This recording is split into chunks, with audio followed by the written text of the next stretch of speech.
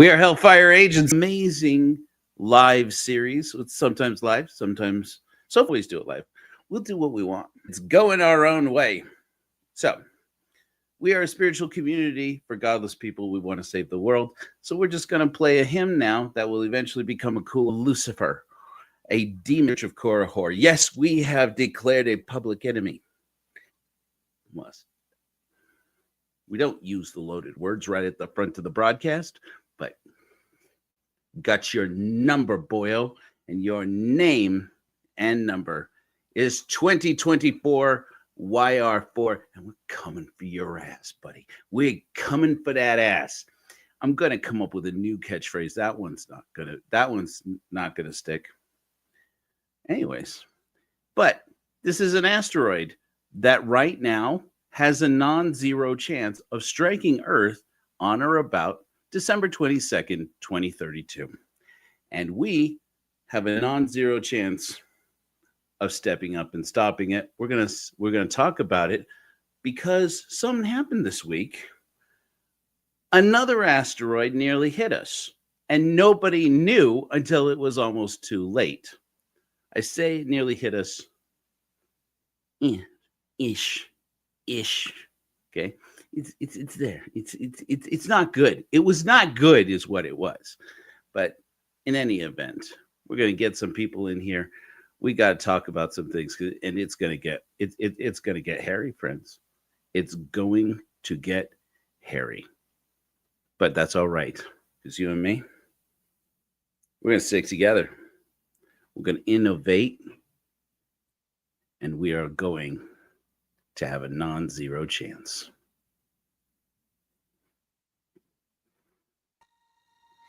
From empty pews, danger's great, but the odds are small. We Korihors will heed the call. True saviors, but not from sin.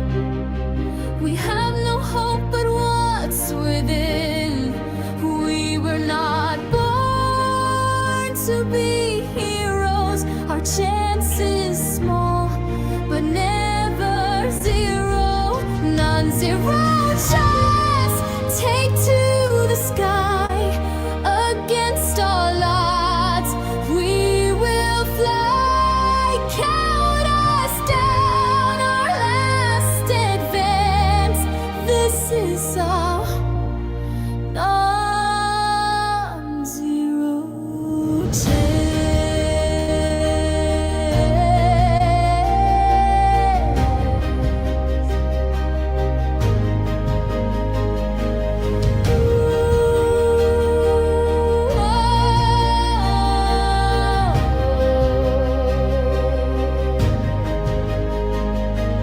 Fueled by hope, reach for the stars. Prometheus fire within our hearts.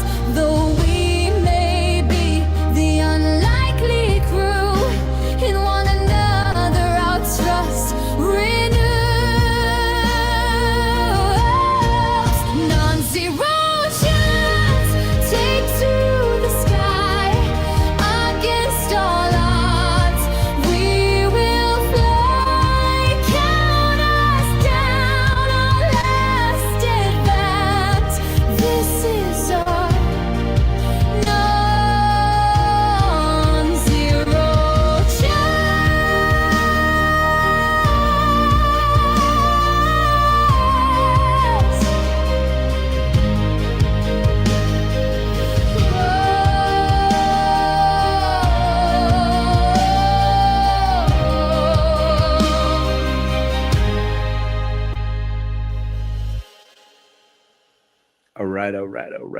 All right. You guys hear me okay? Am I lagging? Anybody catching lag? If I do like this, do you all see?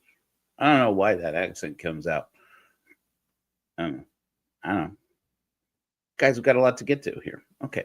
So I mentioned before we went to the hymn, if anybody can leave me in the comments, am I buffering for you, or am I coming in clear? Are you getting out? You say, Joe, what the hell are these numbers? Well, they're asteroids. 2024 YR4 is an asteroid that was discovered to be on an intercept course potentially with Earth as of December of 2024. It's the same month that the Church of Korihor started here in Utah. Filed our paperwork with the state of Utah and with the Internal Revenue Service. And we are officially a church for atheists and agnostics. That's right. And we kind of took it on ourselves recently to say, let's get out there and eliminate this asteroid that has a 3% chance of hitting Earth on or about 2032. Now, will it end civilization as we know it? No. Still highly unlikely it will hit Earth at all. Very much more likely is that has changed into that. But first, what we have to know in a moment. But you know what? I want to talk to you guys about something, a serious crisis that's going on in this country. Now, this is not a political statement. The church. I'm not telling you how to vote. I'm not telling you what policies to support. All I'm saying is this. One of the reasons why we're talking about launching a mission to knock an asteroid away from planet Earth is because in the big, beautiful bow, there's a big, beautiful bow. We got this big, beautiful bow that was signed into law on Independence Day. The U.S. government cut NASA's budget in half. In the ensuing weeks, thousands of people with key knowledge and experience at NASA have quit, have taken early retirement, and been invited to furlough themselves and leave NASA for budget cuts. And some of you may have seen this. I just want to touch on it really quickly. I'm going to show it to you. I wasn't planning to do this way, but I've got the fire in me right now. Okay. If you don't know it, just a couple of weeks ago, NASA employees got together and with some former NASA employees created basically a nonprofit organization, a lobbying organization that mainly exists to publish a document called the Voyager Declaration.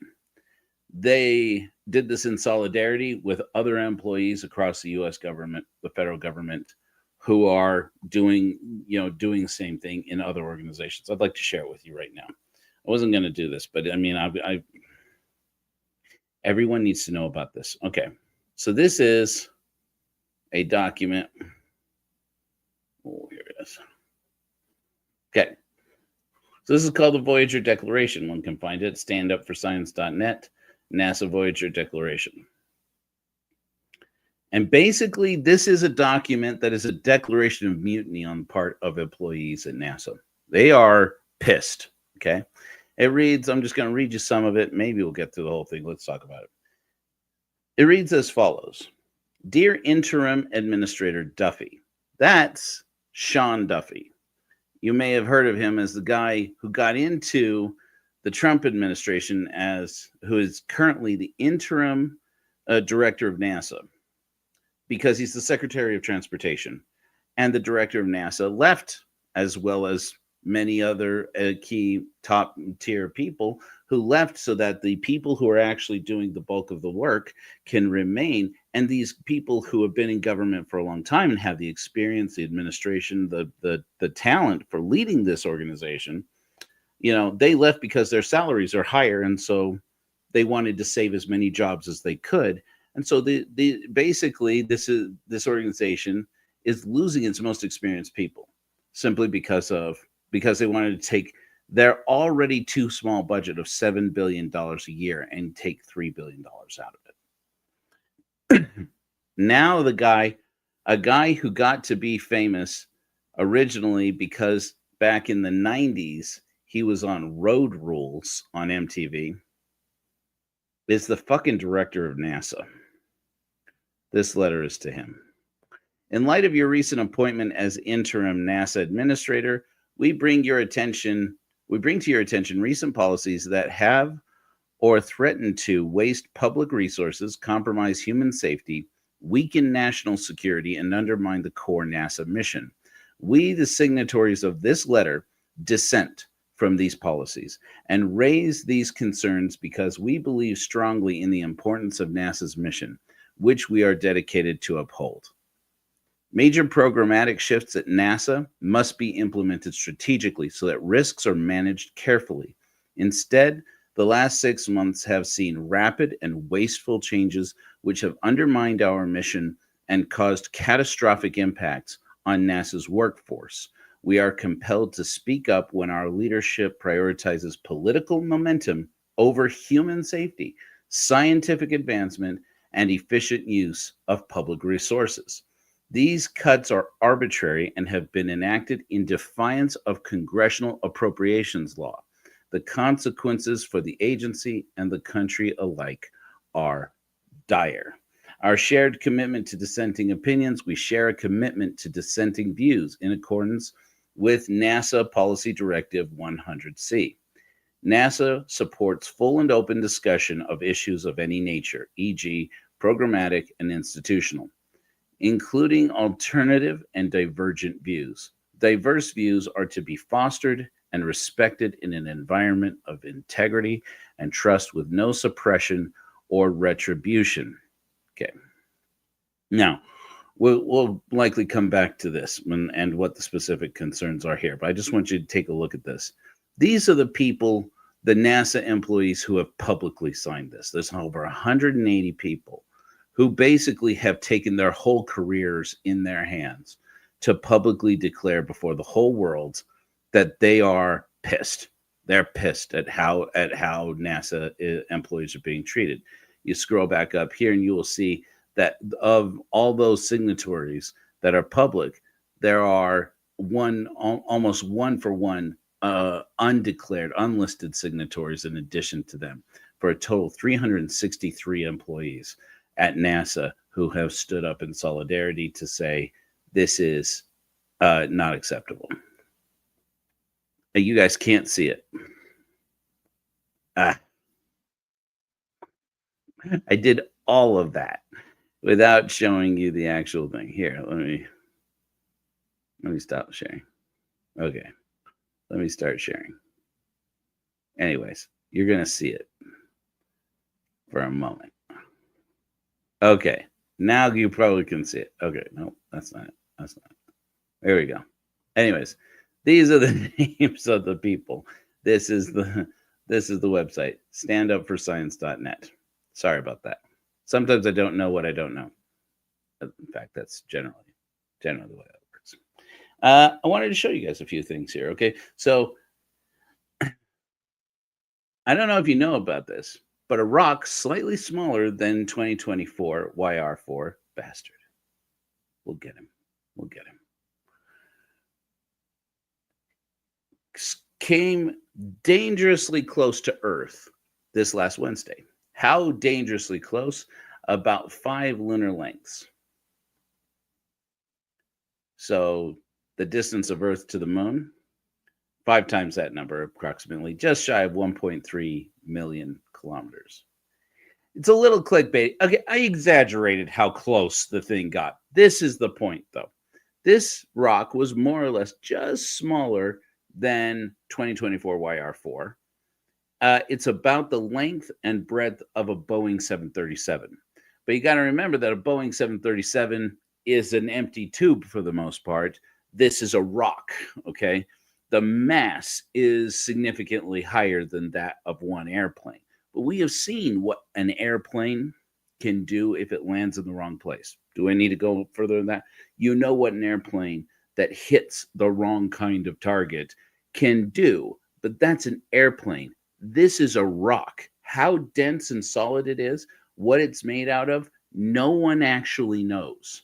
And asteroids are made of a diverse, they have asteroids that there's believed to be asteroids in striking distance of Earth missions that have like gold and silver on them. but of course, and platinum, lots of platinum.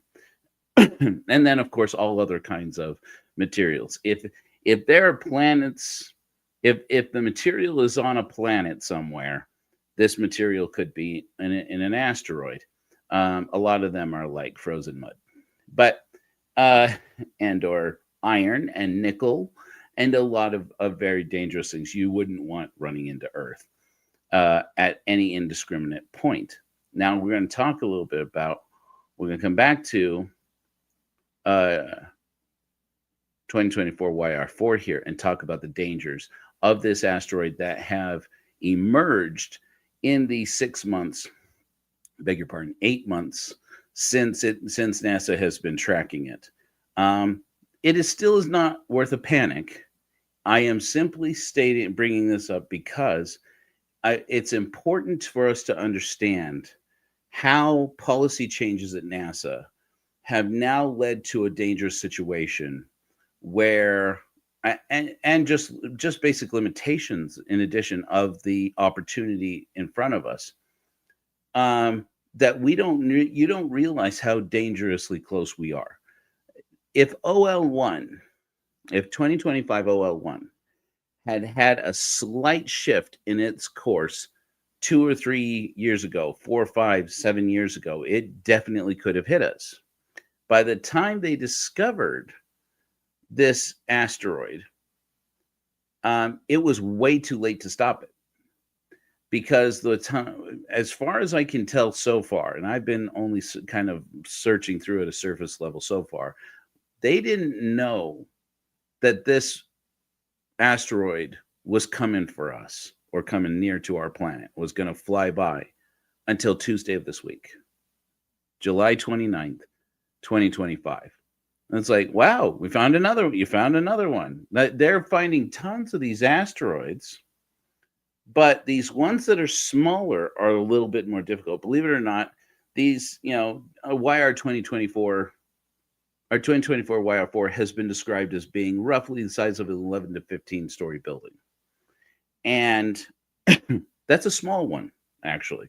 They're fairly humdrum, normal sized asteroids. But the ones that are bigger than that are a lot easier to find and track. These smaller ones that are very dangerous, they're big enough to cause a lot of damage, but they're small enough that we might not see it until it's too late. And so it was barely 24 hours that NASA published that we've seen this rock before. We didn't realize how close it was until just now. And that's why it's important for us to understand the resources are not as well defined as people tend to think that they are. We tend to think, oh, NASA has people working on that. The government has people who do that. Yes, they do. But when it came to 2025 OL1, they didn't know until it was way too late to do something about it. There was no way anybody was going to scramble, get a rocket up there, and get a probe to knock into, 2025 OL1.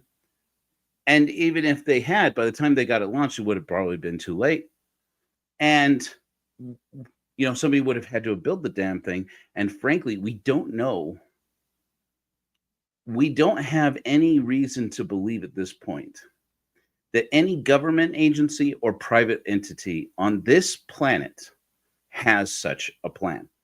And when it came to 2025 OL1, if that asteroid had been slightly off course, there's no telling when we would have seen it, whether or not we would have been able to detect it with the programs that we have. I'm going to go over those programs in a little more detail in a separate broadcast, but this is the important thing I want to be clear. At a time when the interim director of NASA is some dude bro from Wisconsin, okay? It's unfair to say, oh, he's just some guy who's a reality TV star like Donald Trump was, and that's why Donald Trump likes him. Obviously, that's part of it. He was also a host of a program on Fox Business. That's really why Donald Trump likes him. And he got a job, and he was formerly a congressman, and he was formerly an attorney general in Wisconsin. Okay. So this guy's got deep roots in Wisconsin, and he's gotten political power, and he obviously helped carry Wisconsin for Donald Trump. So he got a job. He got a job in the as Secretary of Transportation, which is a very important job. People don't think of it. We don't think of it enough, but it is. I mean, and we're going to get to talk a little bit about this, okay? But this guy is talking about is exacting serious retribution against the citizens of this country for not getting in line with Donald Trump's policies. I'm not saying that they're bad people. I'm not saying don't support them. I'm just saying this is a crisis when it affects all of our safety, when it's starting to affect the safety of people. I feel obligated to speak up as a herald of reason. I feel obligated to step up and speak up and say, no, this is not acceptable. This is Sean Duffy. I'm calling your ass out. You're putting Americans in danger. That's not all right. That's not okay. I want to talk about, so I just want to bring that up and switch over for a moment to 2024 YR4. It was brought to my attention. I mentioned this in my Godless sermon this week, that we had a slight schism in the Church of Korihor. Namely, there are a few observers of the program who used an intermediary to inform me that this series, Non-Zero Chance, has upset them because there was because it just sounds crazy, they say. So I hear you. It is a little bit crazy. That's why I love it. But I think people don't countenance this problem with enough importance because they hear me talking about it. So I'm going to bring up a couple of clips here. First, I want to briefly, I had to re-export this video, so this might get janky. Sorry about that. I want to talk about how we are doing with the Department of Transportation under Sean Duffy. Luckily, we have this live coverage of how America is working out under the notorious, the handsome, the very Catholic, now, apropos of nothing, and the deleterious Sean Duffy. We have live footage here. Let's go ahead and go to our live footage. Serious here. Oh, don't worry, Scro. Now there are plenty of tards out there living really kick-ass lives. My first wife was tarded. She's a pilot now. I need for you to be serious for a second here, okay? I need help. There's that fag talk we talked about. Right, so that'll be this many dollars. Where's your tattoo? Oh my God. Why come you don't have a tattoo? Oh my God. You're not unscannable, are you? Oh my God! Oh! No! How this happened? You've That may not be live, but how would you know? All right. I love this. I don't love all the words that Mike Judge uses in this film, but it does sound a lot like the world you're living in, doesn't it? I mean, that could be Fox News. I kept out the clip where they make a very accurate depiction of what Fox News becomes in the movie Idiocracy. You caught me.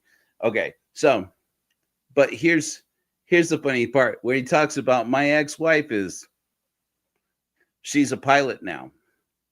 Sean Duffy has been going around this whole country as the secretary, the Senate confirmed Secretary of Transportation, talking about how proud he is of the EVTOL advancements that are being made in America. And every time he talks about EVTOLs, he says that's the Uber of the skies. If you don't know what an EVTOL is, well, you'd be very justified in not knowing what it is. You may remember that back when Donald Trump was running for president again, he said he was going to build new cities.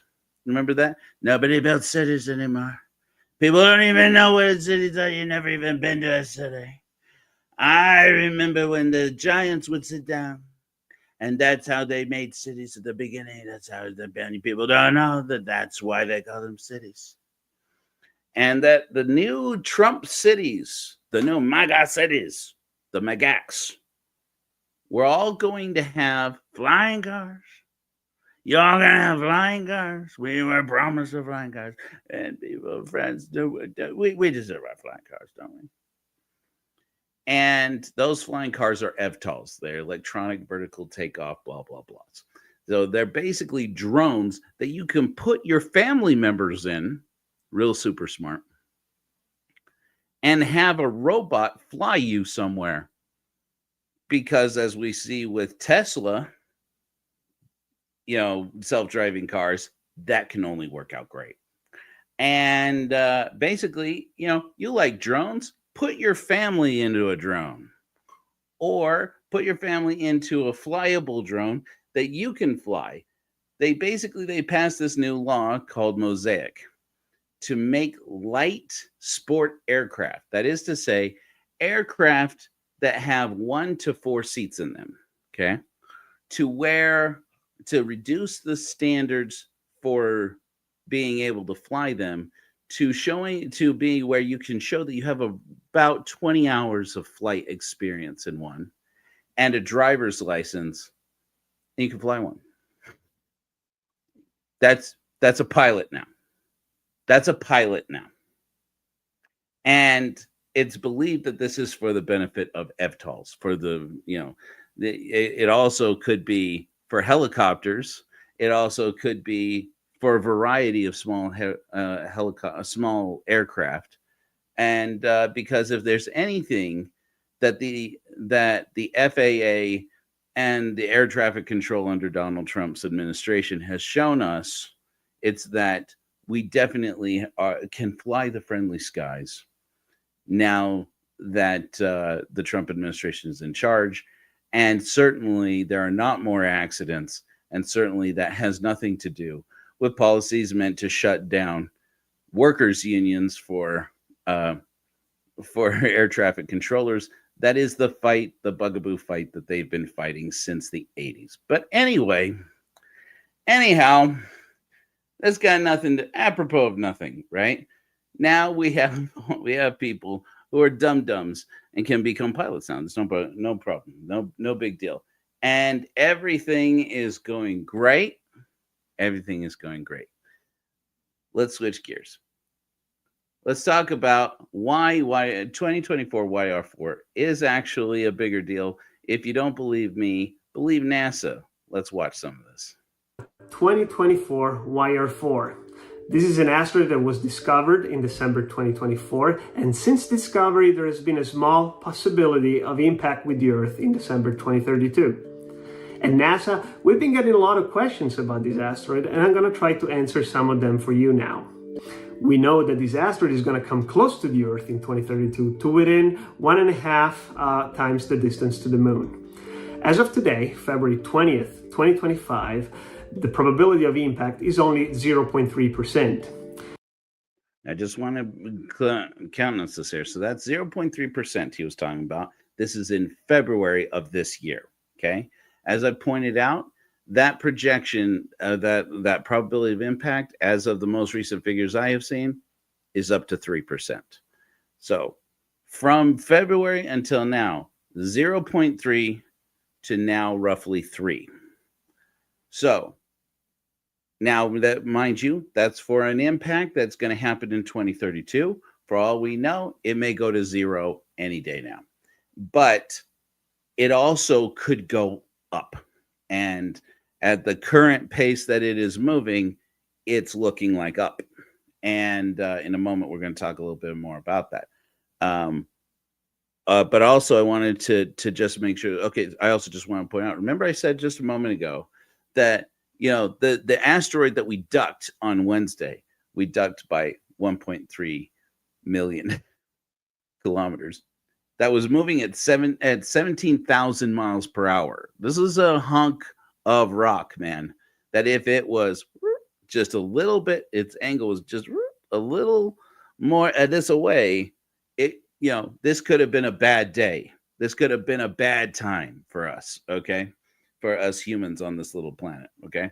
And so, but that was 5 lunar lengths, a little over 5 distances between us and the Earth and the moon, that rock went flying by. And they said, bad news, we didn't see this until it was, whoa, right here. Good news, it was a completely zero chance. That was that 2024 YR4 is a non-zero chance it will hit Earth. This rock, from the moment they began tracking it, was zero chance. There was no chance it was hitting Earth. But it was close. It was close enough that they're like, oh, look at it go. Whoa, there it goes. Oh. And they had like 24. We had like 24 hours notice between when the media started reporting on it and when it flew right on by. Good news, so don't panic. That was Wednesday. It's gone. It's long gone now. You are fine. We'll be fine. Safe from 2025 OL1. Never was a panic. Okay? Don't panic now.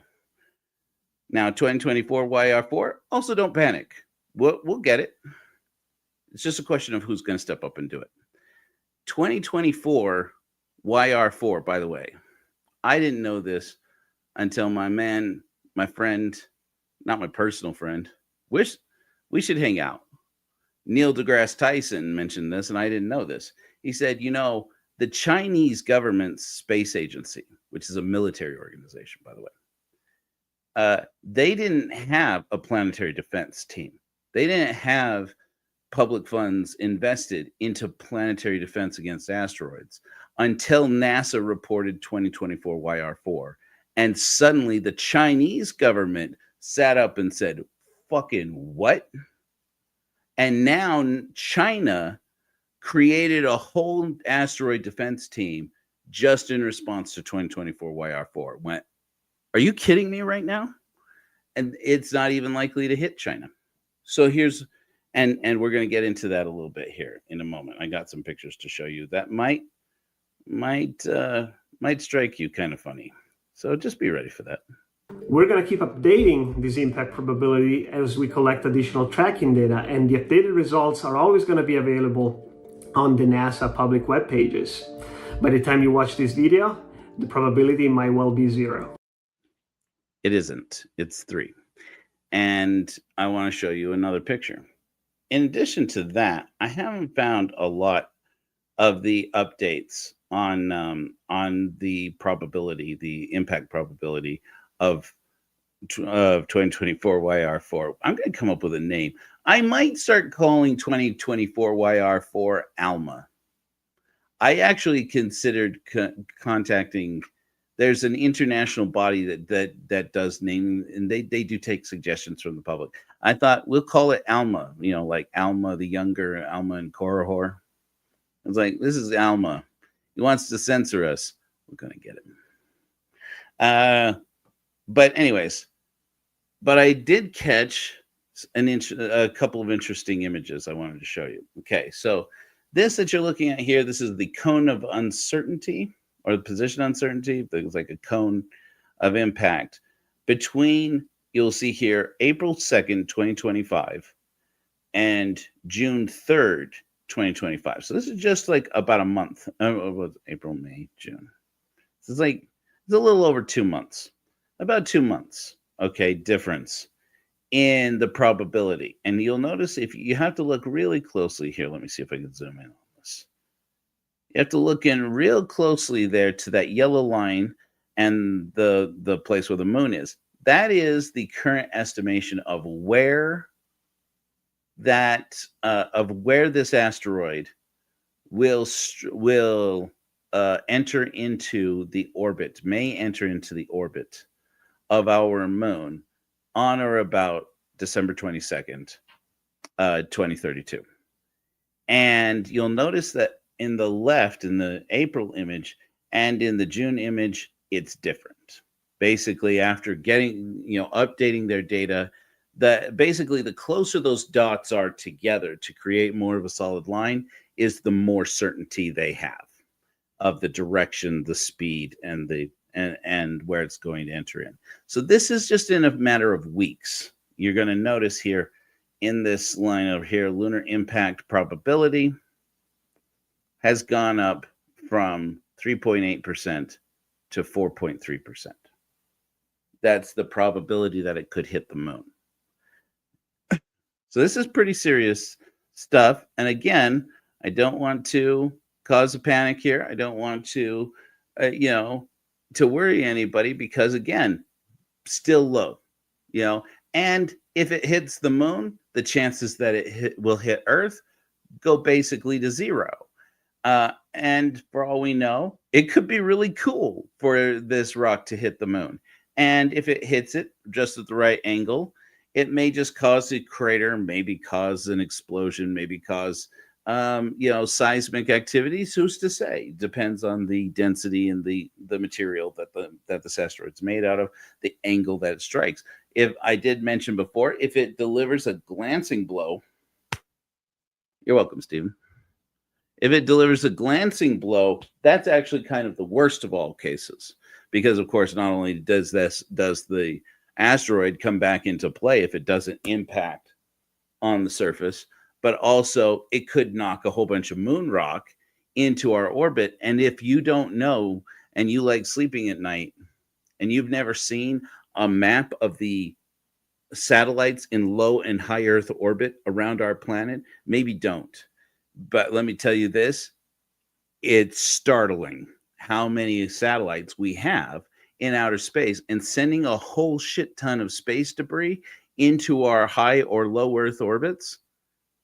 It's not great. We already have a space junk problem. Sending a whole bunch of moon rock into that equation, it's not great, okay? Plus, while all of this is going on, we have the Artemis mission going back to the moon. Donald Trump's currently taking credit for it. He didn't do it. But whatever we have to do to get missions back to the moon. Of course, he's talking about, we're going to establish a moon base because we're going to Mars. That was the plan in the past. I highly doubt that there is ever going to be a manned mission to Mars mounted by NASA. Likely Elon Musk probably still plans to do it, but you've seen how quickly he's moving on that. It's not as easy as they think. And a moon base, I don't know. I'm not an expert, but it's not great. It's not a great chance. Non-zero though. We'll protect this planet. You get the fuck off of it. Anyways, that's for Elon. Anyway, so I wanted to show you a couple of other things here. Okay. Well, first, let me continue this, and then we're going to talk about. I was recently surprised to see there actually is. I'm going to do it now. Okay. So this is what's called an impact corridor. This is the impact corridor for our enemy, our arch nemesis, 2024 YR4. Basically, that red line is if 2024 YR4 were to strike Earth, this is where it would hit. Somewhere in this zone.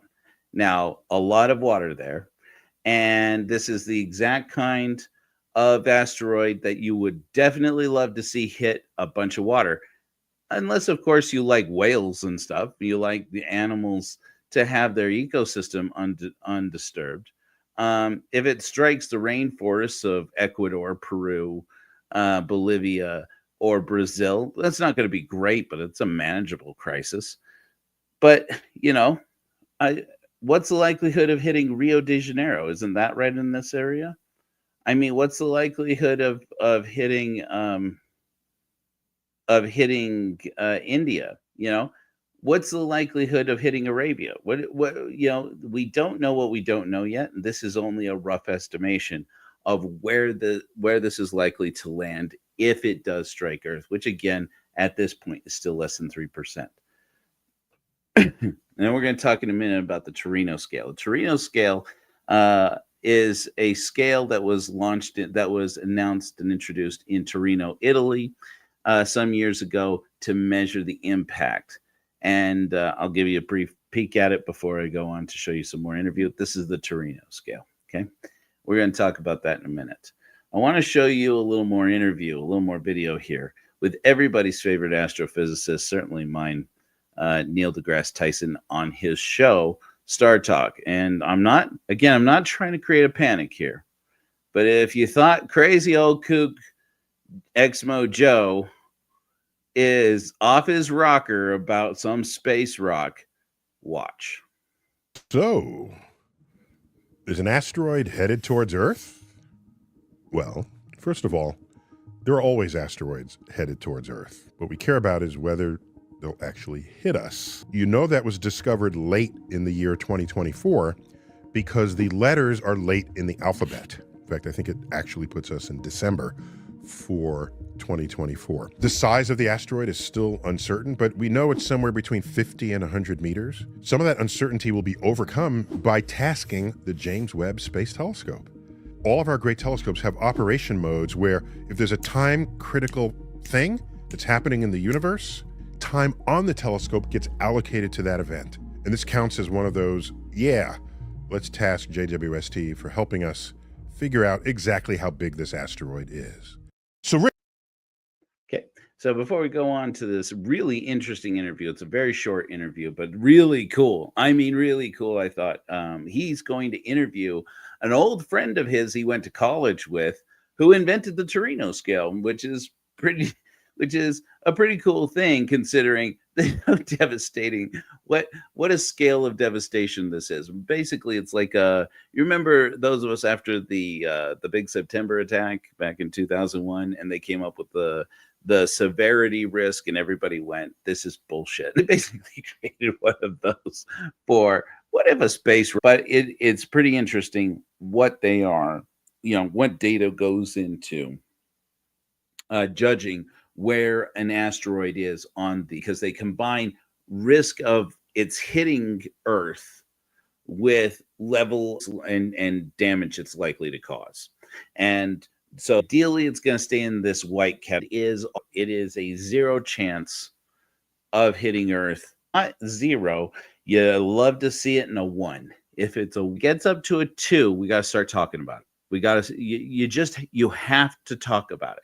It is about to explain it. He says that is basically a bad day for that's the way to say it. 0, hey, it was rad. That knew by like Tuesday. Well, NASA probably knew by Monday and then said something on Tuesday. And the press knew by Tuesday. And by Wednesday night, it was gone. And that's a 0. 10 is, hey, do you remember those poor dinosaurs? 75% of dinosaurs, it's estimated, were killed by an asteroid that landed in the Yucatan.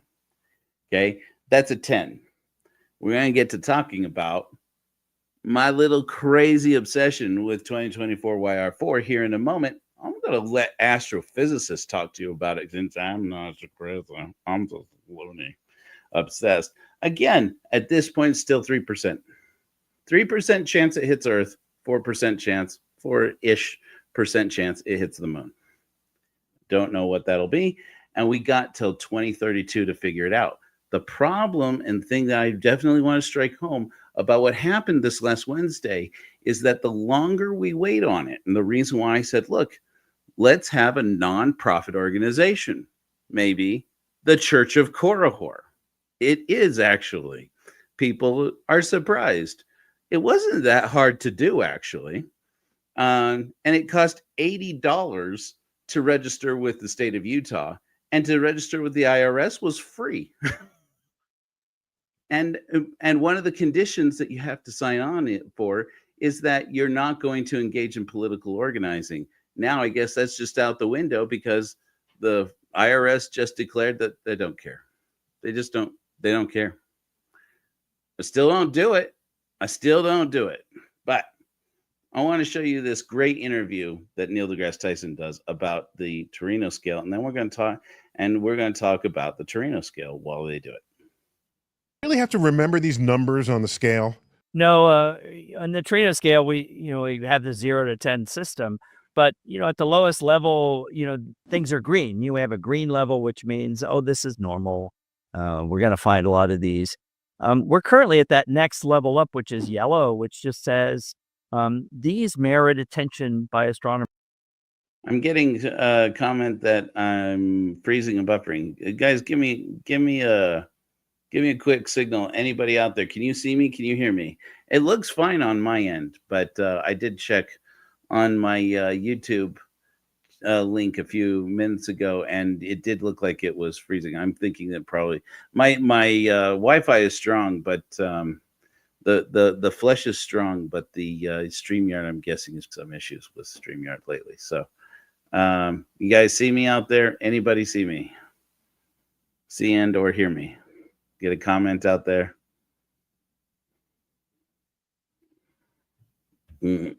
Thanks, Stephen. That's real helpful. Good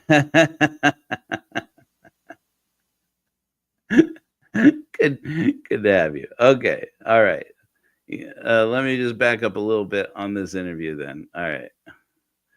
Thank you, Tessa. All right. So that's what level 3 is. And if the probability gets next level up, which is yellow, which just says these merit attention by astronomers. So that's what level 3 is. And if the probability gets worse, we would go to orange, which means there's a possible threat here. And where we want to stay out of is the red zone of 8, 9, and 10, which means we have 100% probability of hitting the Earth. And now it's a matter of what would be the consequences. And those consequences depend on where the object lands.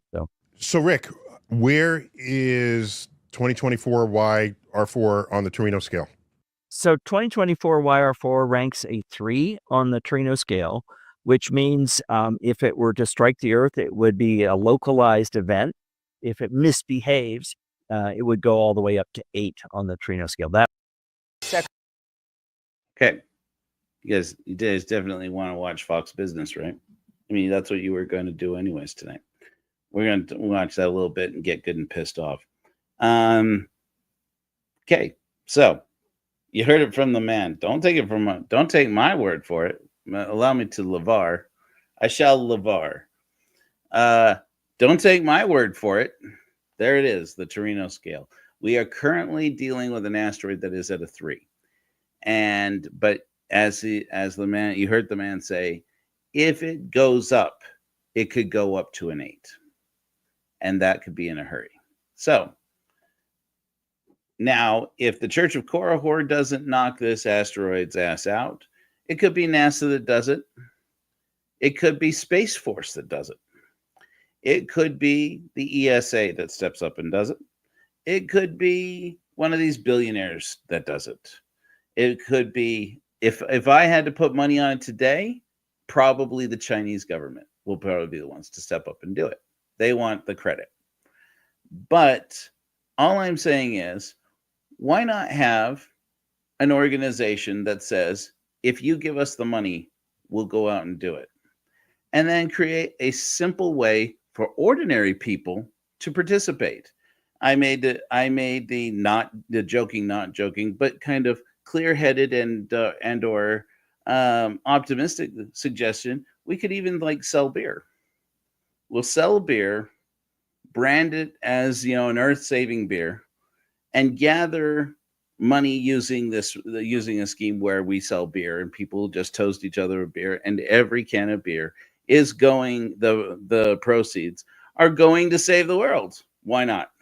Could totally be done. I even threw in a suggestion. The reason why I thought beer was a good idea is that we could license it with microbreweries, get microbreweries to make these beers. Think of like a Wasatch beers. Those of you Exmos out there, y'all know Wasatch breweries, right?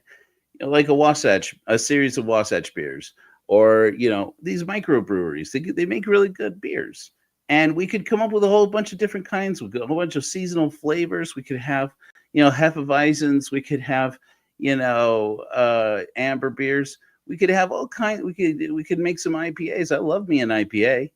And we get these beers. And here's the thing, though. But when you brew beer in a fermenter, there's this sludge that comes out of the bottom of it. And usually you take that and you throw it away. I think some people use it as fertilizer. And but you take that and you put it in a container, seal it up, and send it to a processing facility owned by the Church of Korihor. And we take all this sludge from all over the country, put it into a vat, and put algae in there. And as you add algae into the sludge, it will emit methane. Methane, I don't know if you know about this, which is, natural gas, also known as natural gas, when combined with oxygen and to form liquefied natural gas, is rocket fuel. That is what all of Elon Musk's SpaceX rockets use. It's what NASA's rockets use. It's what all the commercial rockets are. They run on methane. And I said, why don't we do this? Right. Tessa says, if it misbehaves, yeah, that's right. So, we can tell a lot, NASA can tell a lot about where things are going to land, where 2024 YR4 is going to land. Like I said, they've come up with this so far. This rock isn't even entirely likely to hit Earth. And it certainly isn't going to hit Earth until 2032, late 2032. And they already have a projection of how it will land, if it does. And again, there's a lot of ocean there. It could just land in the ocean. It could be a really cool day, even if it hits us.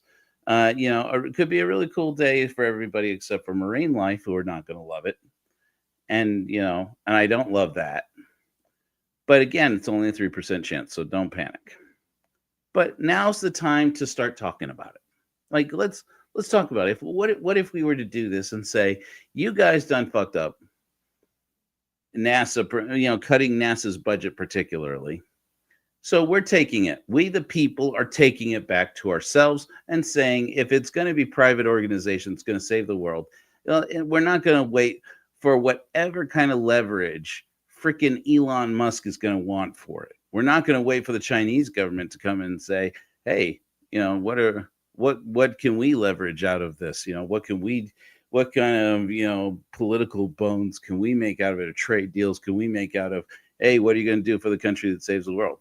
I'm saying, let's get one people-driven initiative out there to say, to get Richard Branson. I mentioned this before. It's just the first name that comes to mind. Get Richard Branson, say, you provide the rocket, we'll build the probe. Let's go get it. Let's just knock 2024 YR4 off the map. Let's kill this damn asteroid. The reason why I'm a little bit panicked, okay? I say don't panic.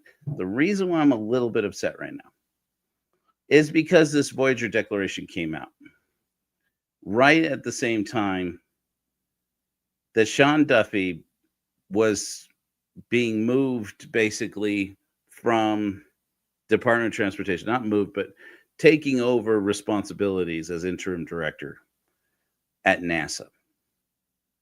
And this is an interview with his old buddies at Fox News, at Fox Business, that we're going to watch. I warned you ahead of time so that you know this is going to be triggering.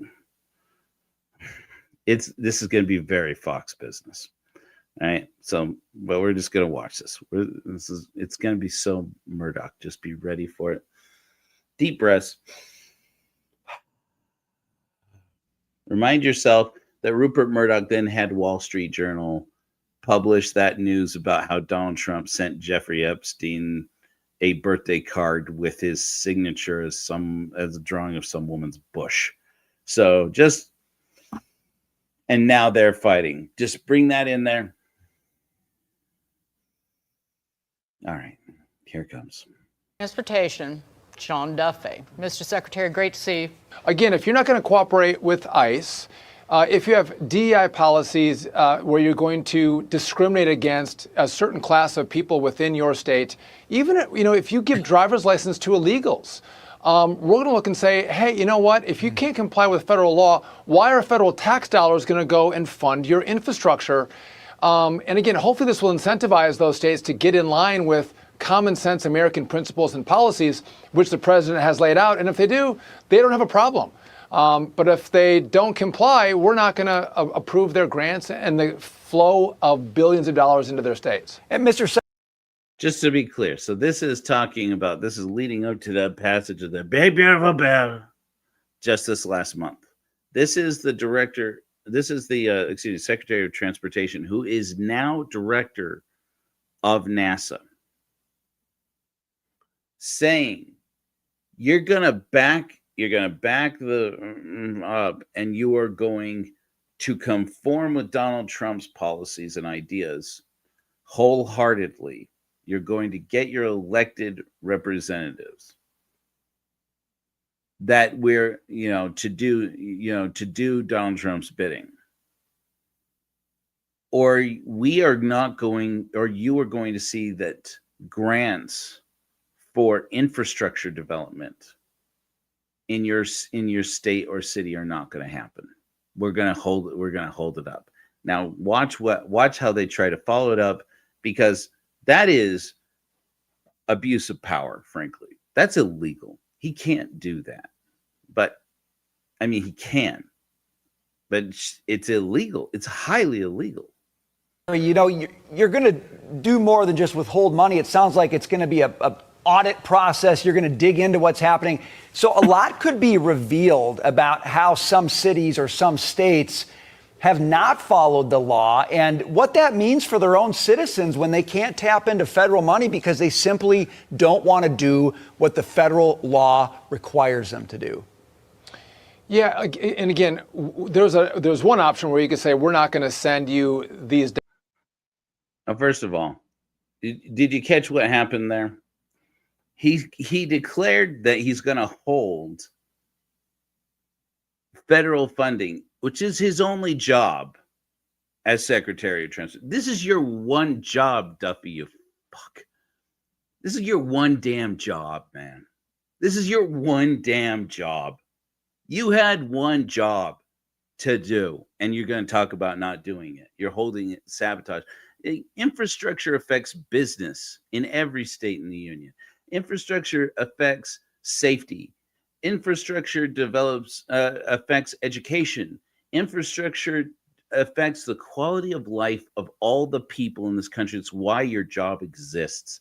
And you're going to hold it up on a political ultimatum. That's massive abuse of power right there. And you're just going to do it. He's just going to frankly come out and say it, and he's declaring that he's going to do it. Then his buddies over at Fox Business come in to try and rescue him, so that there is on record them saying, you're not going to do that. You're not going to hold it You're not going to hold it hostage, right?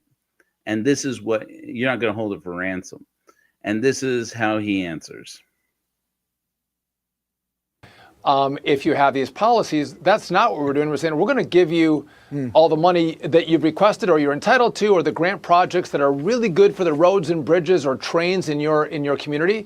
You just have to certify that your state actually matches up with federal law. And again, I think a lot of states are going to have to make the choice. To your point, Brian, do I care more about illegal immigrants and fighting ICE than I do about, the billions of dollars that come to my state that are going to fund my roads and bridges? Or do I care more about giving illegals driver's license than I do about the train project that I have in my state? And again, we have, our department is massive. We do airports, we do roads, bridges, trains, ports, pipelines. It's a massive space. And so they're going to be confronted with a choice.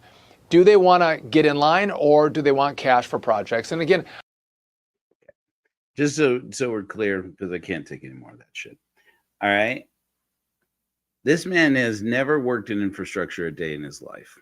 And he was a reality TV star who became an attorney. Good for you. Who became attorney general of his state. Good for you. Became a congressman. Good for you. Met a girl while he was doing road rules or whatever. Married her, in a Catholic church, I guess, and had 9 Catholic babies. Good for you. I have no problem with any of that. Okay. But this man's not a scientist. He is not an astronaut, and he is certainly no administrator. And so, but now he is the interim administrator at NASA. And he is bald-facedly declaring to the whole country that he is not above retribution, to settle political scores with people who oppose Donald Trump's policies. And he's, they gave him an out to say, that's not what you're saying. And he doubled down and said, that is what I'm saying. That's exactly what I'm saying. And nobody's going to stop me, basically. And he's right. I'm sure he's right. Probably nobody is going to stop him. Who would stop him at this point? So many worse things are happening with everybody standing around with their dick in their hands going, oh, you can just do that now? I guess we can just do that? Go figure. So that's the position that we are in now. And it's upsetting. It's upsetting because these people, again, I'm going to show you this again. Oh, I guess I was always sharing that. This may be where I lose you. You know what? I'm not going to show it to you, just in case that was what the problem was. There's this Voyager declaration that was signed last month, in which 360 plus NASA employees took their careers in their hands and said, in defiance of this administration basically laying off all of the most experienced people at NASA because they are against science. And this is not, the EPA had a document they published this last month that did the same thing. They made the same declaration. And the same thing at the NIH, I believe. And I just wanted to bring this up because it's harrowing. It's more important now than ever that we all stand up with solidarity with these public servants who are working to ensure the safety of all people, of not just, you notice that line. Nowhere on that line is the United States of America. Is it our responsibility to do something as Americans? Is it the responsibility of our government to go in there and intervene and prevent this asteroid from killing untold number of people, causing untold amount of damage? Is it our job? Is it the US government's job? Hell yes, it is. We have one world here, people, and everything that happens to these people happens to us. It's happening to us as a people. And it pisses me off. That it could be used for political points.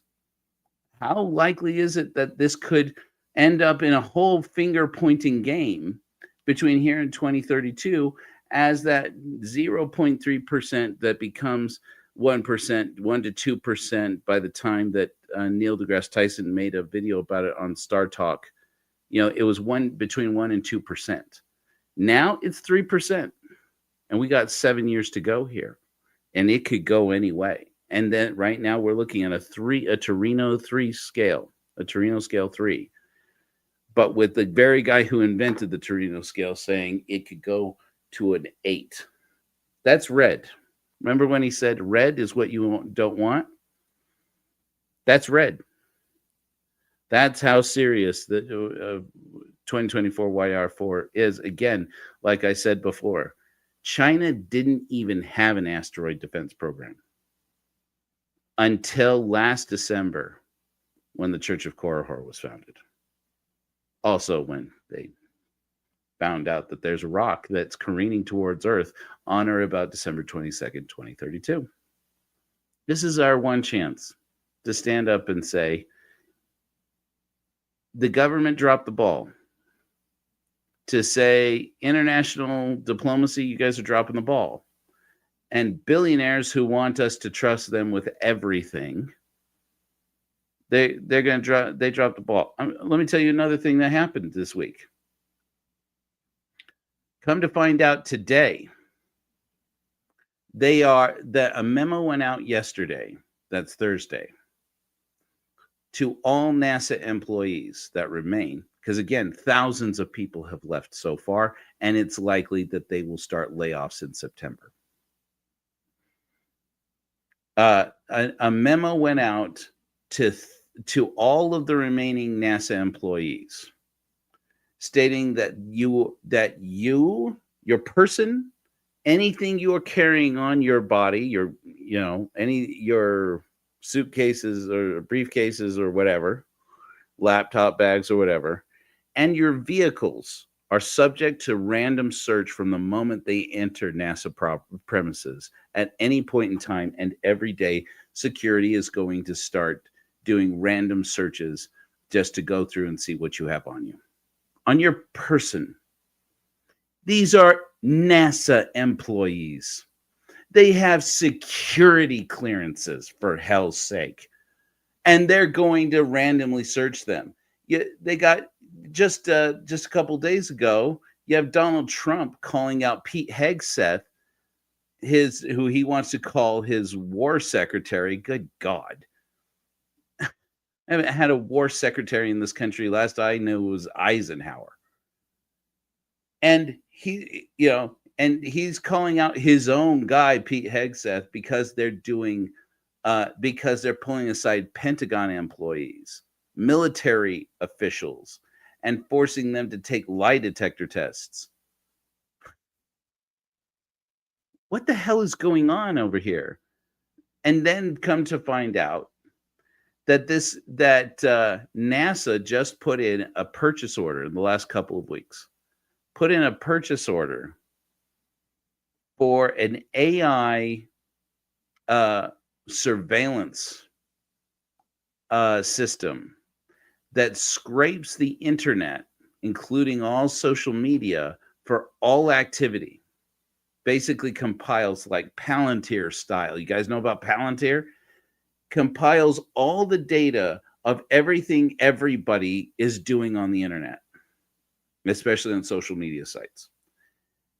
All the photographs, all the pictures, all the check-ins that they can get, all the location data they can get, all the names, all the fake accounts and real accounts, and cross-references all of this information from all these social media sites to look for flagged content associated with federal employees. It's at the point now where they're now going to use AI, because that certainly is never going to be a problem, to track what all federal employees are doing all the time, wherever they are in their personal lives.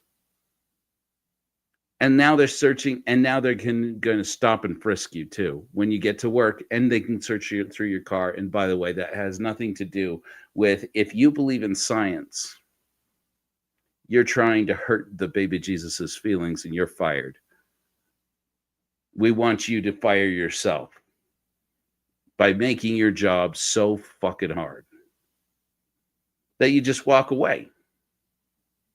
This is what we're dealing with right now. And again, vote for who you want, vote for policies you want. But when you believe, if somebody wants to convince me, no, if there's a space rock hurtling through space that could hit us on or about December 22nd, 2032, surely NASA is going to get up there and put a stop to it, or Space Force is going to get up there and put a stop to it. Space Force answers to the Pentagon, the same people who now are terrified to lose their jobs based on what they can be coerced into saying in a polygraph test. Their jobs, their lives. And it's like, oh yeah, they're going to get out there and they're going to solve the problem. Maybe they will. Maybe it won't even be a problem. Again, it's only a 3% chance. I'm looking at it going, I'm with Steven on this one. If it's going to happen, it's 100% chance. The question here is, how much do we know? Right. How much do we know about whether or not it's going to hit in 2032? I say we get up there and turn that shit down to zero. We get up there and say, we're just going to do it ourselves, because these guys won't get their act together. And we probably won't. I'll probably try, and I'll come up with some harebrained crazy idea, and it won't work. I'll try another one that's a little more practical, and that won't work. I'll try another one. We got 7 years. Let's try something. Let's get out there and let's do something. If nothing else, it's a reason for us to get together and do something amazing. And something that they'll go to the media and they'll say, do you know that there's this crazy atheist church out in Utah, a bunch of ex-Mormons, ex-Jehovah's Witnesses, ex-Scientologists who call themselves a church, a spiritual community for godless people, who are now building a laser. Okay, so we don't send up a probe. Let's build a laser. Oh, we can't fire that laser from America. It's against the law. We'll get an island. They got islands in the Pacific you can buy. We got islands in the Caribbean you can buy outside of the U.S. jurisdiction. We put it there. I didn't say that. That's obviously a joke. I'm just saying, let's do something. And why not? They've got commercial enterprises that have rockets. Let's go to them and say, give us some space on your rocket. We're going to go save the world from a 3% chance. But you know what? 3%? Why? Because it's not zero. I love you guys. I'm going to be back on Sunday with an awesome godless sermon. And thanks for coming out. And if nothing else, that was a reason to not watch Mormon discussions. We're going home. See you on Sunday.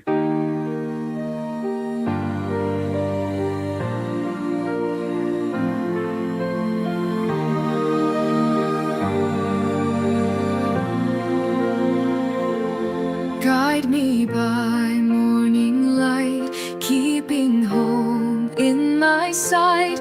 With doubts and dreams take flight. We flash in the dark, so let's flash bright. On a mission to save ourselves. Break with dogma, with these shelves. My friend, if you choose to be free, I'll light your path if you'll walk with me. We're going home to where we'll find a world where life is worth the climb.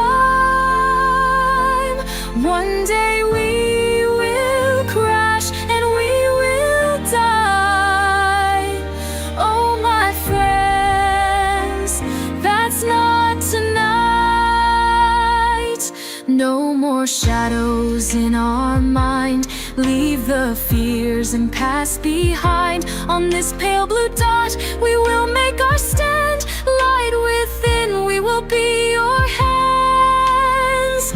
We're going home to where we'll find a world where life is worth the climb. One day we will crash and we will die. Oh, my friends, that's not tonight. By math and science, our path is clear. Strangers once, our re-entry nears. Sighting land, we'll quit this sea. I'm going home, who will come with me?